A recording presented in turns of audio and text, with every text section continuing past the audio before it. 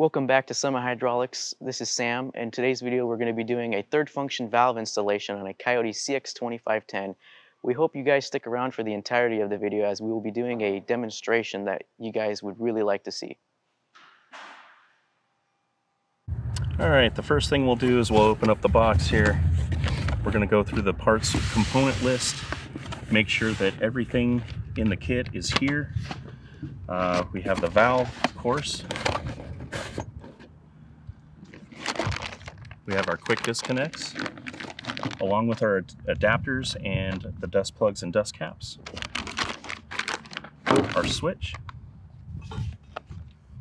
We have our front coupler bracket as well as our valve mounting bracket.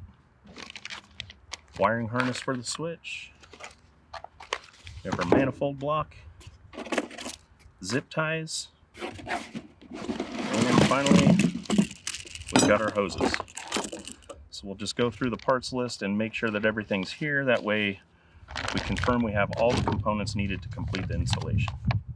We should have a total of 4 hoses. Front bracket. Valve mounting bracket. Manifold. The valve. Switch. Harness. And zip ties. Looks like we're good to go. Now that we've made sure we have all of our components, checked them off the parts list, we'll start the assembly. First thing we're going to do is we're going to mount the valve to the manifold block. You'll notice that there's a P stamped on this valve. We want to make sure that that P is lined up with this pinhole on the manifold block. That will ensure that all of our porting as well as our mounting holes for the screws are lined up properly.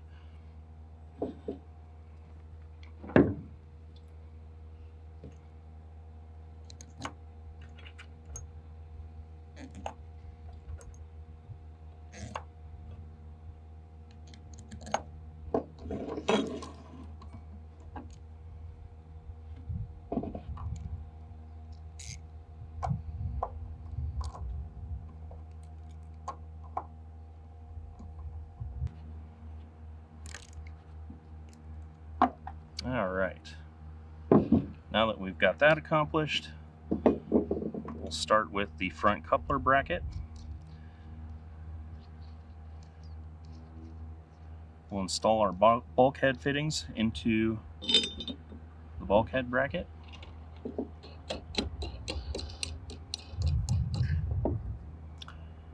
I'll just kind of hand tighten these for now, and then once we get to running the hoses for the front, we'll kind of snug everything up when we get to that point.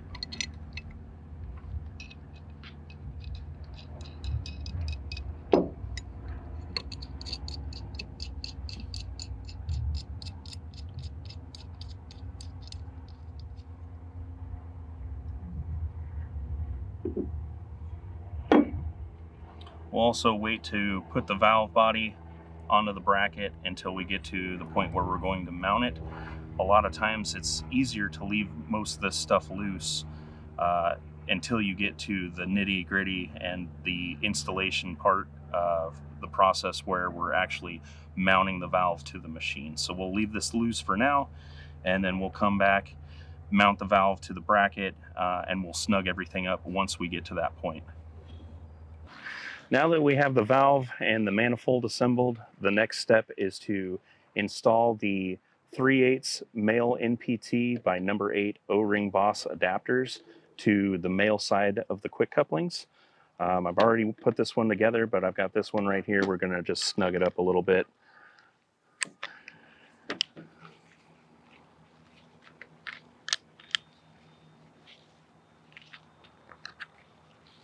All right.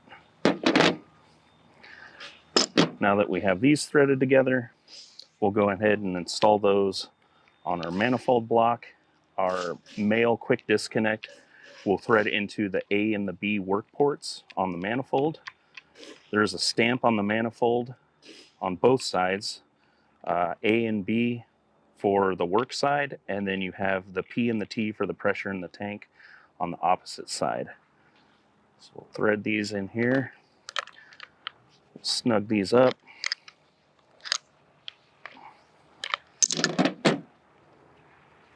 On the opposite side for the pressure in the tank return, we'll do 3/8 male JIC by 1/2 inch, number 8 male O-ring boss.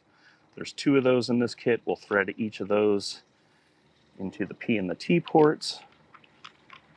Once again, with these O-ring fittings, you just want to tighten these down hand tight, engage the O-ring, and then a 1/4 turn with a wrench. And that'll be enough to seal it. We'll go ahead and install the valve to the bracket as well.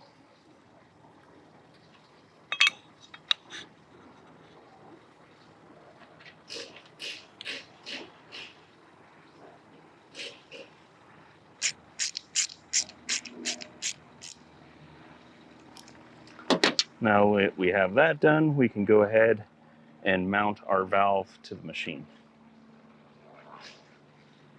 Our next step is to mount this valve onto the loader arm here.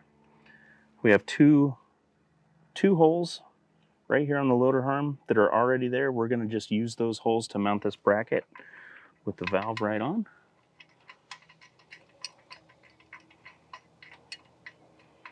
Just get this bolt started. We did have to chase these threads. There was some powder coating and paint inside the bolt hole, but we just chased that out with a 12 by 1.25 millimeter chase, and really made this easier to thread these mounting hardware in. All right, now we can start running our hoses. Now we're going to install the tank line, which is part number H06-06FJ70. Feed that through the bottom here.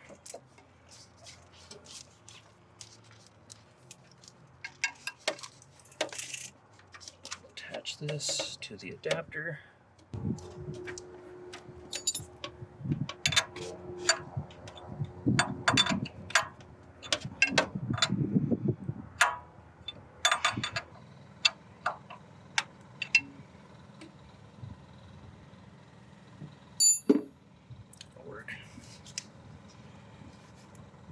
All right, now we've got that attached to the tank port. We'll go ahead and run that up to the summit valve T port.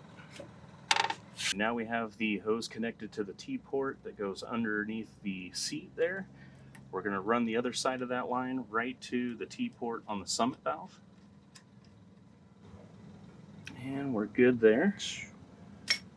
Now we'll just run the hose from the P port down back underneath to the Power Beyond on the SCV, and then we can continue to the front. Okay, so we're underneath the tractor here. This is the bottom side of the SCV. The Power Beyond line is connected to the back here.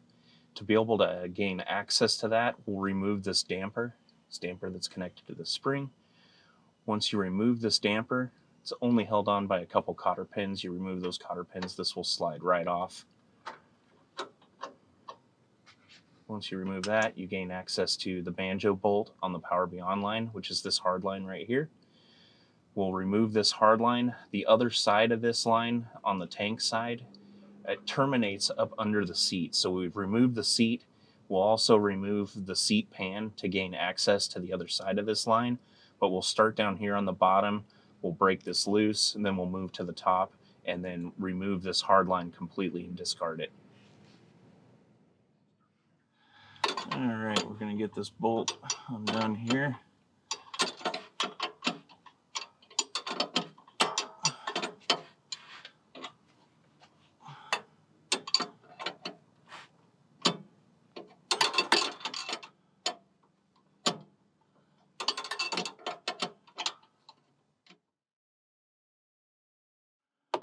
Then we'll move to the top side, and we'll get that return side of this taken off, and we can remove this hard line. So for this portion of the installation, we've removed the seat. There's this seat pan here. We need to take the seat pan off as well. We've already broke the bolts loose, so they're just kind of hand tightened. I'll remove these bolts.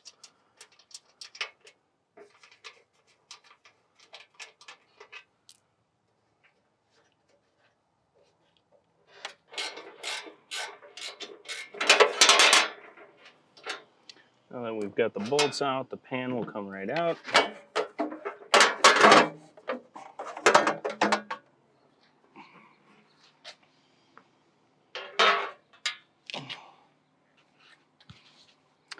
And you can see the top side of that line is right here. Now we'll go ahead and remove that. Undo this nut here.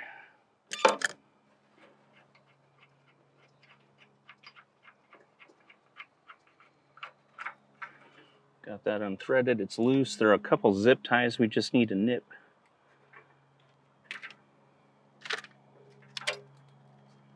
And now this whole hard line will come out. And now that we have the Power Beyond line moved, we're going to install this 3/8 JIC by metric 18mm adapter into the return port. Good there. Now we can run our return to tank line and run that up to the valve. Now we're going to install the tank line, which is part number H06-06FJ70. We'll feed that through the bottom here.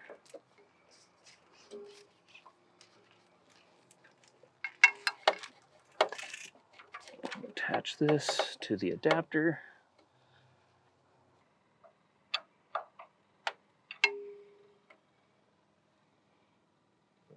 That'll work.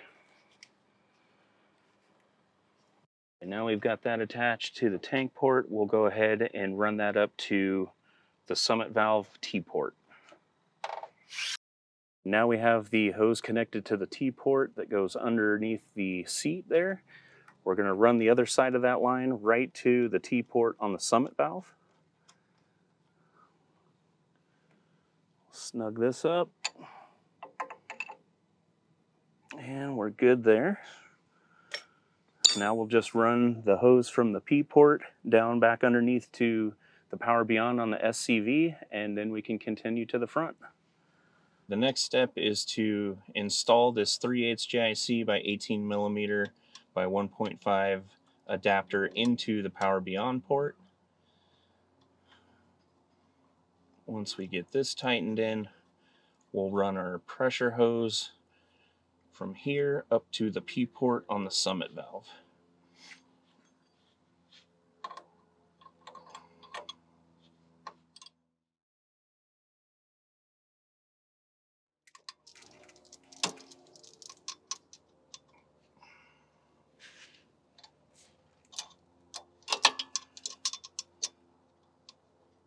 Attach our hose. There we go. All right. Now we'll route this hose up to the summit valve and connect this other side to the P-port up there. And once we get this attached, we can start running our hoses to the quick coupler bracket at the front. Now that we have the pressure in the tank line connected to the valve, the next step is to install the quick coupler bracket up front. We'll use this existing hardware to attach the bracket. So we'll take these 3 screws out.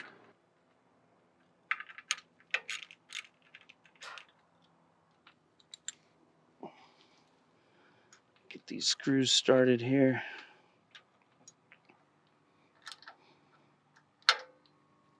Okay, now we can start running the hoses. Our next step is to install our work lines that will connect to the A and B ports on the summit valve. We'll start down here at the quick coupler bracket first, and then we'll route the hoses back up to the summit valve and connect the quick connects right there at the A and B ports. We'll start with this bottom line here. Get the thread started. Next we'll go on the top.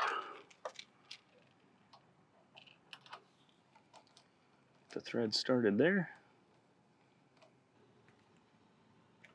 And we'll move to the top. Now that we have the hoses attached to the quick coupler bracket, we'll go ahead and attach the other side to the summit valve. We're just going to kind of route these hoses up along the side of the loader frame here, following the contour with the other lines that are already in place.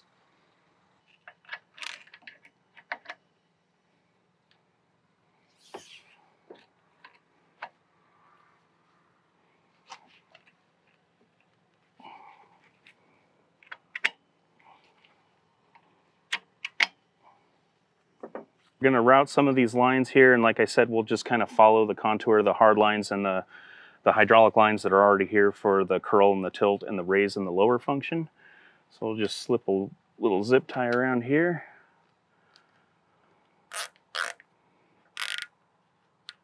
And try and keep everything lined up with the factory stuff. Now that we're moving on to the electrical side of the installation, you'll notice that the Summit joystick has several bushing adapters to be able to fit different sizes of the rod diameter. In this case, we're going to remove 2 of these.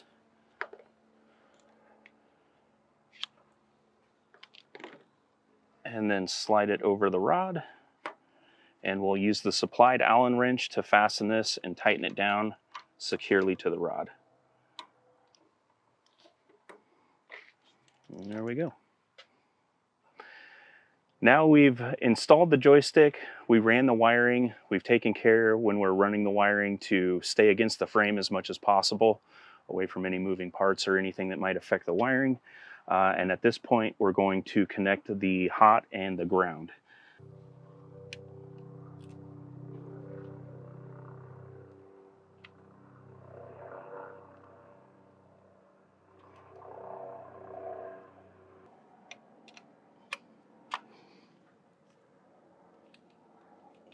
We'll go ahead and assemble this with a zip tie, and we'll tie this right to this existing cord here that's attaching to the battery. We'll do the same thing on the negative side as well. Follow up and do the same thing on the ground.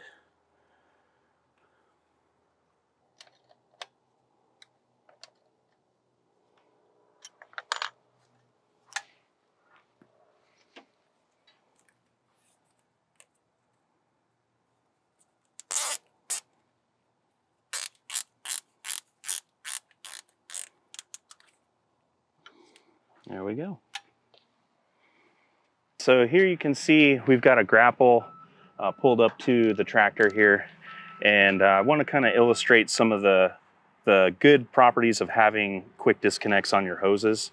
If you didn't have quick disconnects, you'd be manually attaching these hoses up to the front coupler bracket and actually physically threading these together. It's a lot easier and a time saver having quick connects on, because what you can do is you can just quickly snap these right in. No wrenches, really easy. You know, no matter what kind of attachment you're using, you're going to want to utilize quick disconnects just because of the fact of how easy it is to switch between implements, doing different jobs, you know, doing different things with your tractor. You know, in addition to that, you can see having a third function just really, it enables you to do a lot more with your machine. Most tractors don't come with a third function, so adding that to your setup really gives you versatility to do a lot of different jobs, you know, out on the job site, out on the farm, out on the property, and just a really good addition to your machine to help you do more jobs more efficiently.